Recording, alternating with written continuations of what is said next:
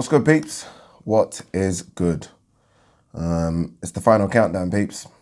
It's the final countdown. Do-do-do-do-do. Do-do-do-do-do. It should be the final countdown. This should be the final week of filming in this house.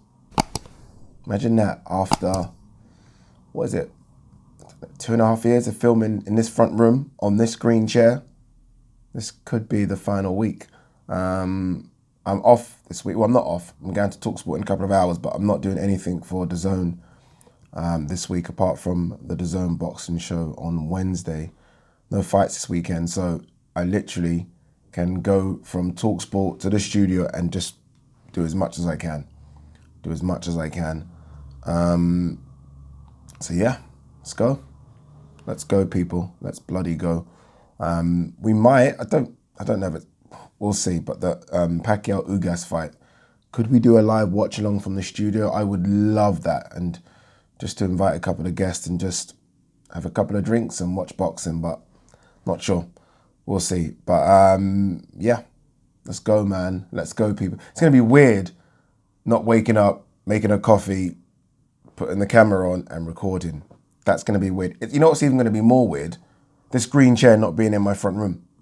I'm going to have to replace it with something, because this isn't just a green chair I film on, people. This is my chair. This is what I sit on. This is what I sit on to watch TV. So, yeah, that's going to be strange. I haven't thought about that. Do I buy exactly the same fucking chair again? I mean, what do I do? Answers on a postcard. What do I do? Even that, this thing here, with all that, the Muhammad Ali, and that's going over as well. So the front room's going to look a lot different. Yeah. But I'm excited. Nonetheless. All right, what should we talk about? Let's start with Virgil Ortiz Jr., who beat Kavaliauskas on the weekend, taking his record to 18-0, 18 knockouts. That's some doing, right? It's not bad at all. I interviewed him. When did I interview him? I interviewed him on Friday for DAZN, and spoke about wanting to maintain that unbeaten record, not the unbeaten record, sorry, the knockout streak. And he was like, yeah. Like I said, is it just important to get the win, or do you want to go for the knockout all the time? He's like, no, he wants to go for the knockout.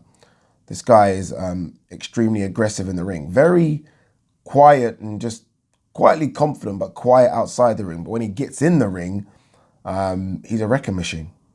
He is a wrecking machine. Like, that kind of style that he has, for me, it isn't one that's gonna like be a long career. It's gonna be exciting while it lasts, but it's not a long career style. I mean, he got caught a few times against Maurice Hooker. He got caught a lot against Kavaliauskas, who caught him. Kavaliauskas caused him some problems. Obviously, he overcome those, but as you go up in level, you know, you can't fight like that. That's my take on it anyway. Some people will be different. Some people are like, no, you can run through people. Maybe so, but I think as you go up a level, getting caught like that, I think you'll get found out a little bit.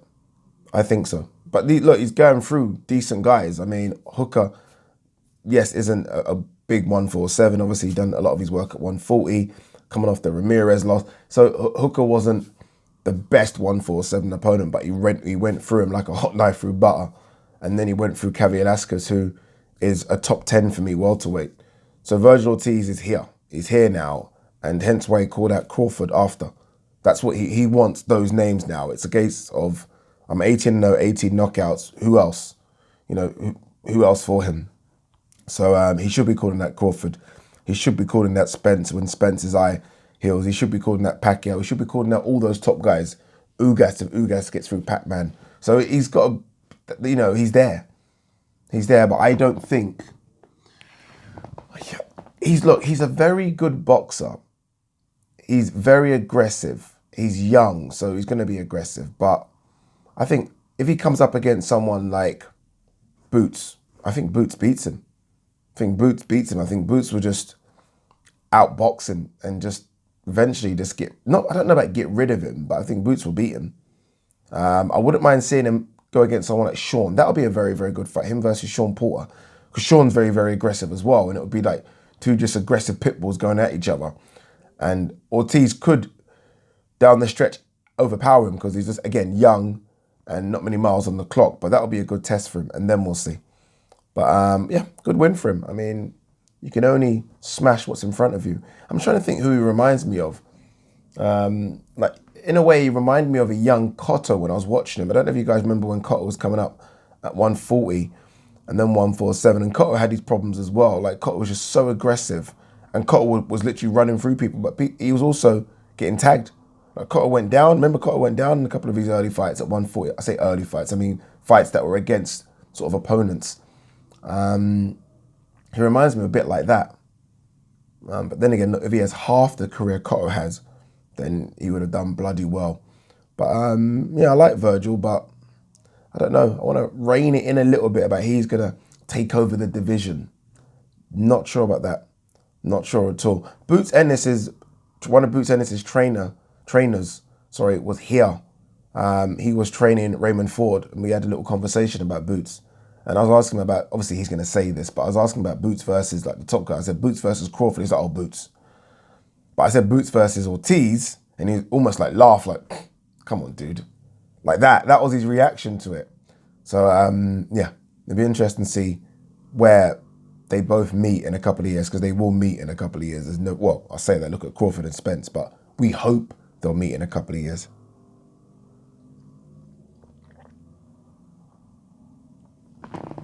I haven't watched yet, Casemiro versus Rigondeaux. So I feel like I don't really want to talk about it. I've seen what people have said about it, and to me it's a typical Rigondeaux performance, which is unfortunate, where we're not throwing that many punches, but what he does throw lands. Casemiro, I assume, was the aggressor. I just can picture how this fight played out. Rigondeaux and Rigondeaux fans would have thought he won, just because it's a very much amateur scoring kind of style. But for me, and I guess for a lot of people, did he do enough? And I hate this term, I hate it, but I'm going to use it. Did he do enough to snatch away the belt from the champion? That shouldn't be how boxing is, right? You go into the ring and no one's champion. But we know how boxing works. And I guess the answer to that question is probably not. Probably not, just because, again, that's unfortunately been Rigondeaux for the last few years. Like the aggressive Rigondeaux that broke Jazza Dickens' jaw and beat Donaire, that guy isn't really there anymore. And maybe that's because he's in his 40s. But it's a shame. It's a shame. But I will watch it and I will give my opinion on it. But again, reading reports, everyone seems to suggest that's kind of how it played out. That Rigondeaux might have won it if we're going to do it like strictly on, he threw 4 punches and landed 2. But in terms of ripping the belt away from the champion, he didn't do that. Again, that's not right, but that's just how it is. All right, shall we have a look and see what news there is to talk about? Hopey Price, over the next year or so, you will see the best of me. Hopey Price, obviously one of Dave Coldwell's charges, took his record to 5-0 on the weekend, beating Claudio Grande or Grand. We'll see. Look, he's very, very big at the weight. Like, he's 122 pounds and he's just solid, very confident. Bit of arrogance there, which I don't mind at that age. Very confident. Who was I speaking to? I was speaking to Ronald McIntosh. He was there. He was doing something for BBC Radio 5 Live. Is it 5 Live? And he was maybe saying that Hopey maybe could have stayed amateur for a bit longer. Like, he watched Hopey as an amateur, and I think the expectation was he would have stayed on. Like, Hopey could have been coming out of 2021 Olympics now just wrapped. But he decided to turn pro. And we'll see. Look, we can only see what's going to happen, but it is good to see this kind of next breed of British boxers coming through, and he's one of them. This is interesting. Roach on Mayweather, 50-0 run. Pacquiao had better quality of wins. It's difficult to dispute that. That's very difficult to dispute. Like, I would agree with that statement. Remember, that statement isn't saying that Pacquiao is better than Floyd. That's a different debate we can have. But in terms of the quality of the wins, it's difficult to not agree with that. I mean, Pacquiao had some incredible wins on that resume, and he's fighting guys when they were all together like that. You know what I mean? Like, just the Marquez fights alone, when Marquez is at his peak as well, and they're just going back and forth, and fights are close, and Marquez wins or Pacquiao draw. Like, those are real good wins. Morales, Barrera. I mean, these are solid. I mean, fucking put them in the bank wins. Do you understand? So he's got some solid wins on that resume, man. But so is Floyd. Diego Corrales win. Corrales unbeaten. Floyd putting him down how many times in that fight? But yeah, Pat-Man's got some incredible wins. Like, come on. Like, you can't... Thurman win. Like, so it's weird. You go from Barrera, fast forward 13 years, 14 years, to Thurman, unbeaten, welterweight champion. Beat him. I mean, that's incredible. To have that win there and then that win, that's incredible. So I would agree with Freddie Roach's statement. Pacquiao, everything at stake with Ugas. It might be my last fight. Yeah, no surprise. If he loses, it probably is his last fight. I think Pat-Man's going to be a bit too much. It's weird I'm saying that. Like, I don't know. I expect him just to be a bit too much for Ugas. We'll see. I mean, again, Ugas has got a fantastic amateur record as well. The defeats he has had, apart from the one very early, have been kind of controversial, especially the Sean Porter one. So, yeah, I would love to see Pac-Man win just because I want to see Pac-Man go on and fight Spence. I actually want to see that fight. But we'll see what happens. Muhammad Ali's grandson fought on the weekend. Nico Ali Walsh. I don't know. We'll move on from that, to be honest. I don't know. 2 secs. What else we got here? Joshua Buatsi. I showed people I can do it. We just build from here. I'm trying to think of what he showed people he can do. Is he trying to say he showed people that he can beat a top-level opponent? Is he showing people that he can gut it out a little bit? And people might say, gut it out. He wasn't in any trouble. Yes, he was. I'm telling you that he was blowing from his arse after the knockdown when he thought he could get rid of Kavaliauskas, Bolotniks.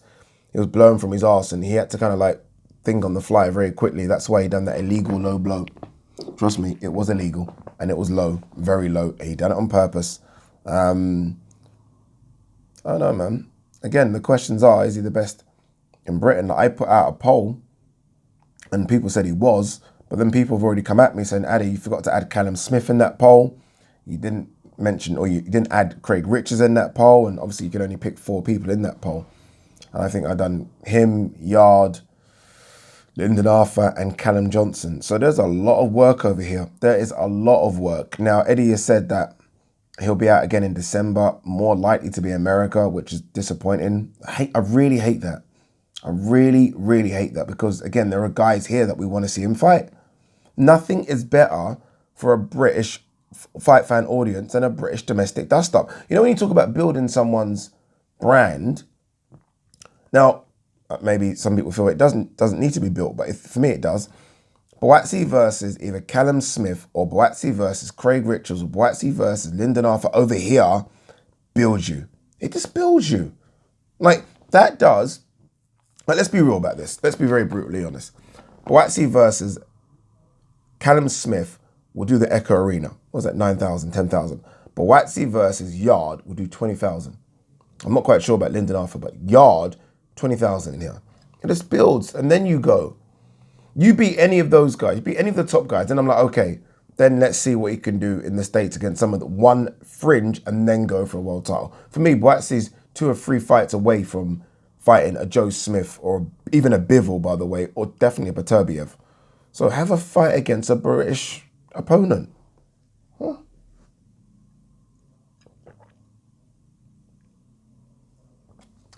This coffee is glorious.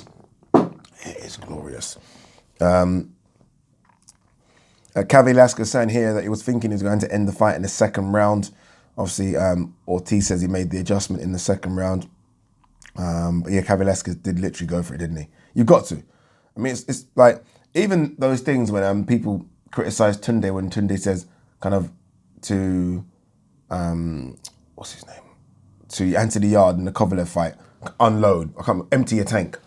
Sometimes, if you get someone in a position where they look like they're about to go, you've got to empty the tank sometimes.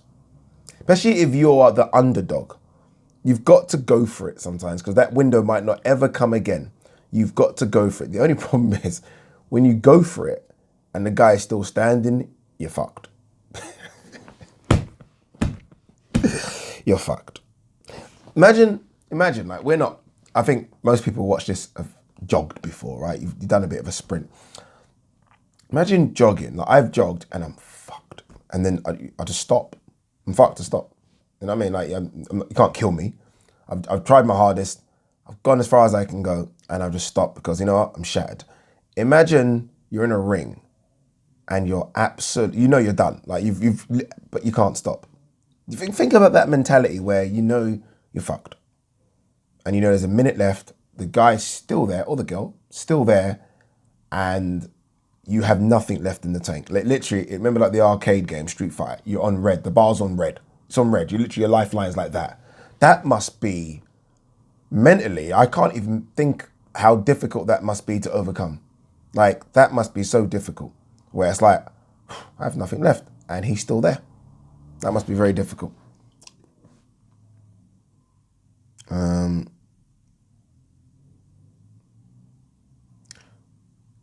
WBA here are saying that they're going to begin the process to phase out interim belts. No, why didn't you just phase out yourself, WBA? Phase out yourself. I didn't really speak too much about Raymond Ford. I think I spoke about Buatsi a bit because obviously Buatsi's lost 5 of his last 7. Raymond Ford looks a bit of a talent, you know. Raymond Ford looks a bit of a talent. Fast hands, flashy, and has got a bit of pop in those punches as well. Something I didn't expect because the build up, a lot of the talk was Bulotti's got the power and Raymond Ford's a skillful fighter. No. Raymond Ford's got the power as well. I'm telling you, Raymond Ford has got the power. This guy's, it's difficult to say where he's going to go because I don't know, but we'll see. We shall see where he goes, but I do like Raymond Ford. All right, anything else before we pack up? Let's have a quick look. You know what, let's quickly, we've not jumped on Mike Hoppinger's Twitter for ages. I see there is Canelo and Calum Plant have begun their talks. Again, PBC are definitely going to want to put that fight on after obviously losing out on Spence. Pacquiao, those numbers would have been great for them. They're going to want to put Calum Plant versus Canelo on. All right, what we got here?